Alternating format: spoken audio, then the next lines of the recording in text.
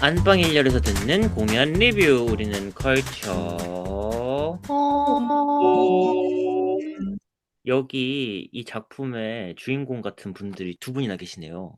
좋습니다. 누구? 난 아니야. 겁니다. 맞는데요? 아유, 시크님 안 보고 오신 거 지금 티났어요. 저는 얼마 전에 그 하이브 관련된 분쟁이 뭐 기자회견도 하시고 논란이 됐었잖아요. 아니, 그게 진짜 찬반 양론이 엄청난 이슈를 일으키시더라고, 그분이. 저는 뒤늦게 그 이슈를 봤는데, 네, 아무튼, 네, 많은 생각을 하고 있는 이슈입니다. 어떻게 이렇게 용기가 있을까 싶어요. 맞아요. 맞아요. 지금 스포가 약간 됐는데 오늘 어떤 공연 제작자의 이야기를 하려고 하는 조이입니다. 아, 네, 좋습니다. 어떤 제작자요? 예쁘고 착하고 아름다운 제작자요? 저 같은? 표정 봐! 조이님! 표정이 그러시면 안 되죠! 어떻게 거짓말 못해요. 아, 걱정이네. 사회생활 안 되네. 하지만 시크님처럼 능력 있고 센세이션한 제작자 셀게이 디아길레프의 이야기예요. 오, 네, 디아길레프 다들 아세요? 제작자님들? 네, 저희는, 들어봤는데? 네, 들어봤죠. 근데 되게 네. 악명이 높은 걸로는 제가 알고 있습니다. 그 외에 유명한 제작자님들이 다 그런 루머가 있는 것 같아요. 악명 높다, 무섭다, 뭐 이런 루머. 되게 착한 걸로 나오지 않나요? 보살로 나오지 않나요? 작품에서도 파격적인 부분도 나와요. 자기 이제 감정을 분출하는 부분도 나오고, 또 이제 되게 시야가 넓은 그런 감각적인 분으로도 나오고, 아무튼 이 이야기는 발레 리스라는 유명한 발레단, 이제 1900년대 초에 서유럽의 발레 붐을 일으켰던 유명한 발레단의 창시자 디아길레프의 이야기예요. 근데 여러분들 디아길레프라는 제작자는 생소하실 수 있는데 니진스키라는 발레가는 아시죠? 아, 발레리노. 때 들었구나. 기억이 나네요. 네. 네, 니진스키 할 때 하시지 않으셨었나요? 네, 리뷰는 여기서 한 걸로 알고 있어요. 네, 리뷰했었어요. 그 그래서 아무튼 시리즈예요? 이거 맞아요. 보면 그래서 시리즈가 있더라고요. 네.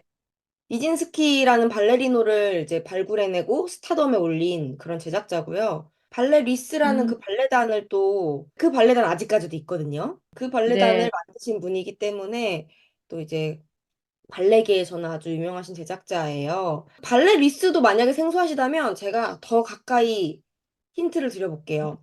드뷔시, 라벨, 차이콥스키 이런 작곡가들은 아시죠? 네. 네네. 러시아들 아니에요? 차이코프스키 러시아 작곡가고 뭐 드뷔시랑 네, 라벨은 프랑스 작곡가인데 네. 그 작곡가들이 저희가 아는 유명한 곡들 드뷔시의 목신의 오후 목신의 오후 전주곡이라는 거 정말 한국 클래식계 유명하죠. 뭐 그런 곡들을 발레로 재현했던 발레단이었어요. 그리고 파블로 피카소, 앙리 마티스 이런 미술가들은 너무 잘 아시죠? 그분들이 무대 디자인을 하게 만들었던 그 발레단이 바로 이 디아길레프가 만든 발레 루이스예요. 우리 황조교님이 하셨던 것 같아요. 생각해보니까.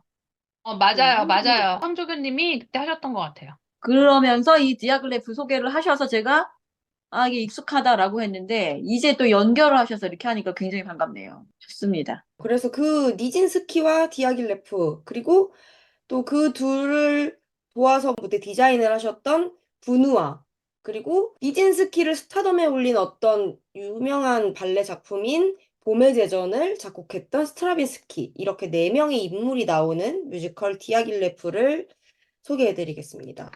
발레리스 얘기를 제가 앞에서 많이 했는데요. 이 발레리스는 황실 발레, 그러니까 상트페테부르크의 황실 발레에서 이제 나와서 그 발레단을, 그러니까 황실 발레라는 것은 황실에서 귀족들이 즐기던 그런 발레죠. 귀족들만 보던, 황실 사람들만 보던 발레를 이제 대중들에게 선보이자 하는 그런 모토로 출발한 발레단이었어요. 그래서 러시아에서 출발을 했으나 파리에서 터졌거든요. 음. 파리로 수출에 성공한 거죠, 말하자면. 근데 또 파리 하면 발레잖아요. 유명하잖아요, 워낙. 그래서 그렇게 발레로 유명한 곳에 가서 성공을 했다는 점에서 발레 역사계에서도 되게 유명하대요. 근데 이 디아길레프가 처음에는 동창생으로 부누아라는 변호사이자 미술작가 하는 친구를 만나서 발레단을 시작하게 돼요. 너가 한번 나의 법적인 근거와 계약 정보 이런 거 그런 기획을 맡아주면서 동시에 무대 디자인도 해줄 수 있는 그런 내 지원군이 되지 않을래? 하면서 둘이 손을 잡고 그래 우리 둘이 발레단을 만들어서 수출까지 해보자 이렇게 시작을 해요. 그런데 이 둘이 하고 싶었던 거는 지루한 황실 발레. 그 당시에도 황실 발레는 계속 똑같은 것만 공연을 했대요. 그러니까 작년에 했던 것도 하고 레퍼토리가 아주 일정했던 거죠. 그래서 사람들이 발레를 지루해하기 시작했어요.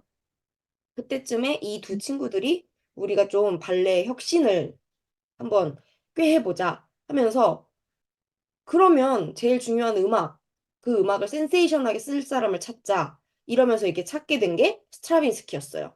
음. 스트라빈스키가 사실 대중적인 클래식을 쓴 사람은 아닌 거는 여전히 명확해요. 아마 스트라빈스키의 노래가 뭔데? 잘 모르실 수도 있을 것 같아요. 우리가 모차르트, 베토벤을 알아도 스트라빈스키의 음악은 기억에 뇌리에 봄의 남는 게 제전. 맞아요. 봄의 근데 제전은 오, 기억나요. 봄의 제전이 발레리스에서 만들어진 거예요. 음, 음. 그래서 이제 스트라빈스키를 또 발굴해냈다고 볼 수 있죠. 왜냐면 스트라빈스키가 봄의 제전 전까지는 뭐 그냥 자기 먹고 살기 위한 음악만 썼던 사람이거든요. 심지어 발레 음악을 써본 적이 없어요. 근데 이 발레리스에서 제안을 한 거예요. 너 발레곡을 써봐라. 이렇게. 그래서 스트라빈스키가 처음으로 쓴 발레곡이 페트로슈카라는 곡이에요. 혹시 페트로슈카라는 제목 들어보신 적 있으세요? 페트루슈카. 네, 페트루슈카. 이거 춘곡 아니에요? 제가 잘은 맞아요. 네. 모르겠는데 춤출 때 나왔던 음악인 것 같은데? 무곡 같은 거 아니에요? 혹시? 페트로슈카 자체는 러시아 그 꼭두각시 인형의 이름이거든요. 음, 페트로슈카. 발레 음악 아니야? 발레 할 때 나오는 음악? 다 던지고 있어. 페트로슈카는 그 꼭두각시 인형의 이름인데 그 꼭두각시를 보고 스트라빈스키가 이제 곡을 쓴 거죠. 근데 이게 이제 음. 저희는 뮤지컬 얘기를 주로 하지만 뮤지컬이나 연극 얘기를 주로 하지만 이때 당시에 스트라빈스키는 그러니까 글이나 서사가 없는 상태에서 꼭두각시 인형만 보고 음악으로 서사를 만들어냈다고 볼 수 있어요. 그러니까 페트로슈카를 보고 상상하는 거죠. 얘가 뭐 어떻게 이렇게 지위를 당한다면 누군가 얘를 가지고 논다면 이 페트로슈카의 또 외로움은 무엇일까 쓸쓸함은 무엇일까 하면서 페트로슈카의 이야기를 음악적인 서사로 풀어냈던 거죠. 그렇게 해서 페트로슈카라는 노래를 만들었더니 이 발레리스에서 그럼 이거를 발레로 우리 같이 만들어 보자 해서 공연을 올리게 돼요.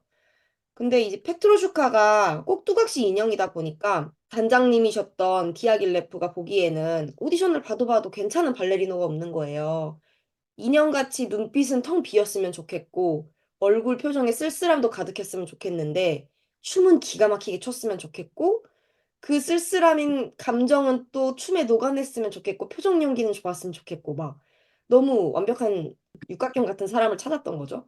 그래서 오디션을 봐도 봐도 마음에 드는 사람이 없다가 나타난 게 바로 니진스키였어요. 그래서 음. 니진스키가 발레리스랑 처음으로 같이 합작을 한 게 페트로슈카였습니다. 근데 그걸 파리에서 올렸는데 대흥행에 성공을 해요. 그러면서 니진스키도 완전 스타덤에 오르고 그 당시 파리 신문 이런 데에 막 빵빵 터지는 거죠. 러시아에서 온 발레단 발레리스가 혁명을 일으키다. 러시아 발레리노 니진스키 스타가 되다. 막 이렇게 막 기사가 나기 시작해요. 그러면서 발레리스도 투자자들이 막 붙어요. 엄청 큰 단체가 돼요.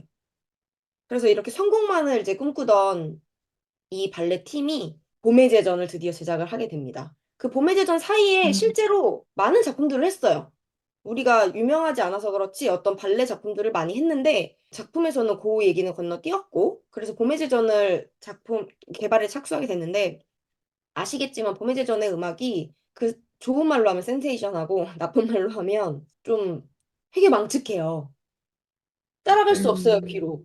저희 저번에 27님이 센세이션한 뮤지컬 작품으로 네. 소개해주신 그레이트 코멧이 있잖아요. 그것도 막 EDM을 막 섞어가면서 약간 불협 같은 그런 음이 난다고 막 리뷰를 해주셨던 게 기억이 나는데 페트로슈카도 악기들끼리 불협이 엄청나게 나고 리듬도 잘 맞지 않고 아무튼 대중들이 듣기에 너무 난해한 그런 음악이었어요. 그걸 듣고 니진스키는 막 반한 거예요. 이거 나만 표현할 수 있어. 그래서 내가 안무를 만들겠어. 하면서 안무가로도 데뷔를 하게 돼요. 발레리노가 아닌 안무가로 데뷔를 하게 됩니다.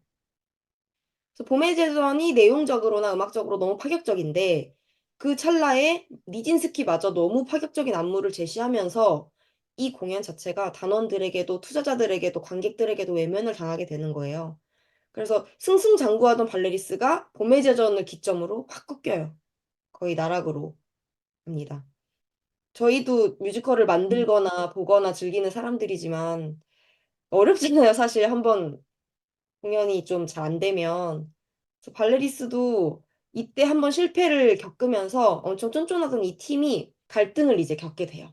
친구들이었던 이 우정이 막 갈라지고 투자자들은 막 돌아서고 그리고 제일 중요한 수석 발레리노 니진스키와 디아길레프의 관계가 막 흔들리기 시작해요. 그래서 이들은 어떻게 될까요? 제가 그 다음 얘기까지는 말씀드리면 너무 재미가 없을 것 같아서 줄거리 소개는 여기까지 해드리고 음. 네, 저는 아, 많은 포인트들이 있었지만 제가 뮤지컬을 만드는 사람의 입장이라 그런지 일단은 이 팀빌딩이 부러웠어요, 사실. 음. 참 저희가 좋은 연출가, 좋은 작곡가, 또 좋은 제작자, 좋은 배우 이렇게 해서 정말 팀 분위기가 화기애애하면 결국 작품이 잘 되잖아요. 그거 그쵸. 그리고 대중들도 느끼시고 관객들도 아시잖아요. 그래서 이들이 고메디전 전까지 막 페트로슈카가 잘 될 때 그때 자기들이 얼마나 행복했을까? 그 서로 밀어주고 끌어주고 하면서 그 영감을 주고받는 공유하는 그 시기들이 얼마나 행복했을까, 즐거웠을까 이런 것들을 무대로나마 보니까 너무너무 부럽기도 하고 또 응원하기도 하고 같은 마음으로 그렇게 되더라고요. 그래서 그런 팀빌딩이 저는 너무 부러웠었고